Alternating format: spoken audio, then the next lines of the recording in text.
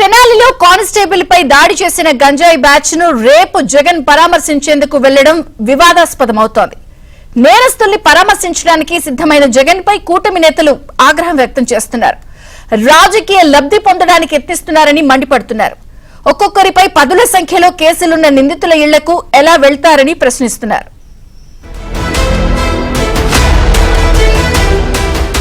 వాళ్లు రౌడీ షీటర్లు, గంజాయికి బానిసలుగా మారి ప్రజలపై దాడులు దారుణాలకు తెగబడ్డారు. ఒక్కొక్కరిపైన 9-10 కేసులున్నాయి. సస్పెక్ట్ షీట్లు ఉన్నాయి. పోలీసులు అనేక సార్లు అరెస్టులు చేసి జైలుకు పంపించినా మళ్లీ బయటకొచ్చిన ప్రతిసారి ఇదే తరహా దాడులు చేసేవారు. మర్డర్ కేసులు కూడా ఉన్నాయి. 10 ఏళ్లుగా వారు చేసిన దాడులు అన్నీ ఇన్ని కావు. చివరకు వారి ఆగడాలను ప్రశ్నించిన పోలీసులపై తిరగబడే స్థితికొచ్చారు.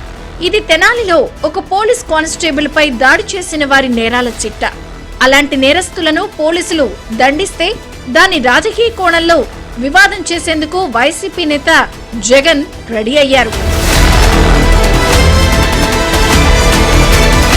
పోలీసులపైనే దాడి చేస్తే ఇక ప్రజలకు ఏ రక్షణ ఇస్తారంటూ వస్తున్న ప్రశ్నలతో ఇటీవల కాకీలు తెనాలిలో 3 నిందితులను కొడుతున్న వీడియో సోషల్ మీడియాలో వైరల్ అయింది.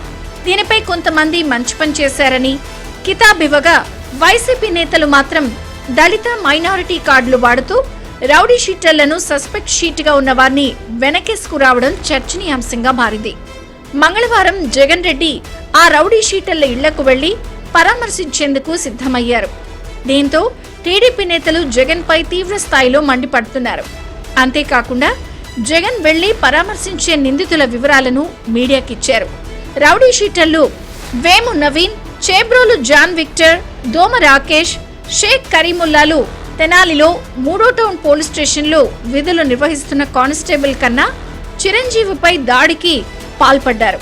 ఈ నలుగురిలో 3కి అప్పటికే రౌడీ షీట్ ఉండటమే కాక హత్యాయత్నం, దోపిడీ, మత్తు పదార్థాల వ్యసనానికి సంబంధించి పలు కేసులు కూడా నమోదైనట్లు వివరించారు.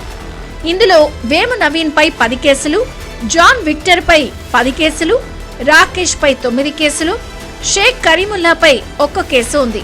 ఇందులో 8 కేసులు వైసీపీ ప్రభుత్వంలో పోలీసులు పెట్టినవేనని, సస్పెక్ట్ షీట్, రౌడీ షీట్ కూడా గత ప్రభుత్వంలోనే వారిపై ఓపెన్ చేసిన విషయాన్ని టీడీపీ నేతలు గుర్తు చేస్తున్నారు.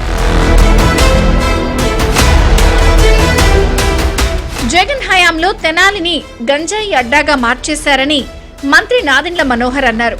పోలీసులు సైతం తమను ఆపలేరని విధంగా గంజాయి బ్యాచ్ తయారైందని ఆగ్రహం వ్యక్తం చేశారు. జగన్ తెనాలిలో పర్యటించి రాజకీయ లబ్ధి పొందాలని చూస్తున్నారని ఆగ్రహం వ్యక్తం చేశారు. అంటే ఆ మత్తులో, గంజాయి మత్తులో వీళ్ళు చేస్తున్న అరాచకాలు మామూలు విషయం కాదు. కావాలని ప్రాంతాల్లో వచ్చి చిచ్చులు పెడుతున్నారు. కావాలని అనవసరంగా ఇటువంటి అరాచక శక్తుల్ని పోషించడానికి కోసం చేస్తున్న ప్రయత్నం ఇది. దయచేసి రాజకీయాలు దీనికోసం వాడబాకండి. జగన్మోహన్ రెడ్డి గారు కూడా ఆత్మ పరిశీలన చేసుకోవాలి. కానీ ఒక పార్టీకి అధినేతగా దీని వెనక ఉన్న నేపథ్యం, బ్యాక్గ్రౌండ్ తెలుసుకోకుండా మీరు తీసుకున్న నిర్ణయాన్ని గురించి మీరు ఆలోచించాల్సిన అవసరం ఖచ్చితంగా ఉంది. మీరు రేపటి రోజున అక్కడ వచ్చి పర్యటనకి మీరు ప్రజల్లో మళ్ళీ ఇంకోసారి అనవసరమైన రాద్ధాంతం సృష్టించి, ప్రజల మధ్య విభేదాలు సృష్టించి, కులాలతో మతాలతో ఏం సంబంధం అండి లా అండ్ ఆర్డర్ మెయింటైన్ చేసుకునేటప్పుడు? నేరస్తులను పరామర్శించడమే జగన్ రెడ్డి పనిగా పెట్టుకున్నారని టీడీపీ ఎమ్మెల్యే ఎంఎస్ రాజు అన్నారు. నేరస్తుల ఓదార్పు యాత్రకు జగన్ బ్రాండ్ అంబాసిడర్ అని సెటైర్లు వేశారు.